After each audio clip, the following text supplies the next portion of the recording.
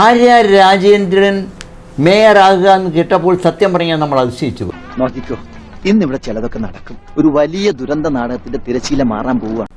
നാളെ IAS IPS ആവേണ്ട വളരെ പ്രഗത്ഭയായ ഒരു ചെറുപ്പക്കാരി പെൺകുട്ടിയെ ഞങ്ങൾ മേയറാക്കുന്നു വെച്ചാൽ അത്രത്തോളം ഇൻ്റലിജൻ്റ് ആയിട്ടുള്ള ആൾക്കാരെയാണ് ഞങ്ങൾ പാർട്ടിയിൽ പ്രൊജക്റ്റ് ചെയ്യുന്നതെന്ന് ജനങ്ങളെ കബളിപ്പിക്കുകയാണ് പറഞ്ഞത്.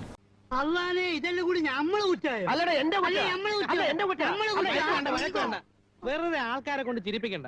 ഏതായാലും സംഗതി ആകെ പ്രശ്നം തന്നെയാണ്. അവരുടെ മാർക്കുകൾ സർവകലാശാലയിൽ പരിശോധിച്ചപ്പോഴാണ് മാത്തസിന് 0 മാർക്കാണ്.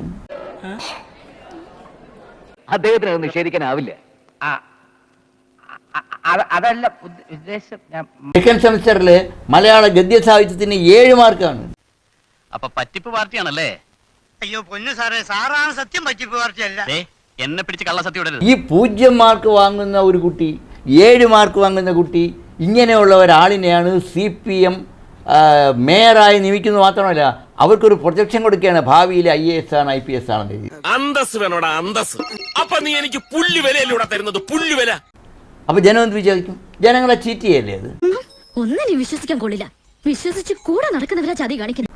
അഹങ്കാരത്തിന്റെ ആൾരൂപമാണ് ആര്യ രാജേന്ദ്രൻ. ഇവനൊക്കെ MG റോഡിൽ നാട്ടുകാരുടെ മുമ്പിൽ വെച്ച് കുരിച്ചു നിർത്തി കൂമ്പിലിടിച്ച് ബാക്കിൽ മണ്ണെണ്ണ ഒഴിച്ച് വായിൽ തിരികെ കത്തിച്ച് ചാമ്പലാക്കണം എന്നാണ് എന്റെ ആത്മാർത്ഥമായ അഭിപ്രായം. ഈ അടുത്ത കാലത്ത് ഏതോ ഒരു ഇംഗ്ലീഷ് ചാനൽ ഈ ആര്യ രാജേന്ദ്രനോട്ട് ഒരു ഇന്റർവ്യൂ നടത്തുന്നത് കണ്ടു. അസഹനീയമായിരുന്നു. 50 രൂപ തന്നാ മതി. എന്താ സംഭവിച്ചെന്ന് ഞാൻ തന്നെ പറയാം. My aim is to bring up the all people. Vajpayee is no prime minister, but he can enter Kerala chief minister. To together. Nursery പഠിക്കുന്ന കുട്ടികൾ ഇതിനേക്കാൾ ഭംഗിയായിട്ട് ഇംഗ്ലീഷ് സംസാരിക്കും. എനിക്കിഷ്ടപ്പെട്ടു, എനിക്കിത് വളരെ ഇഷ്ടപ്പെട്ടു. നിനക്ക് ഇങ്ങനെ തന്നെ വേണം. അപ്പോഴേ മലയാള ഭാഷയിൽ 7 മാർക്ക് വാങ്ങണമെങ്കിൽ അവരുടെ യോഗ്യത എന്താ? ഞാൻ പറഞ്ഞല്ലോ ഒരു അബദ്ധം. ഇങ്ങോട്ടെന്നും പണയണ്ട.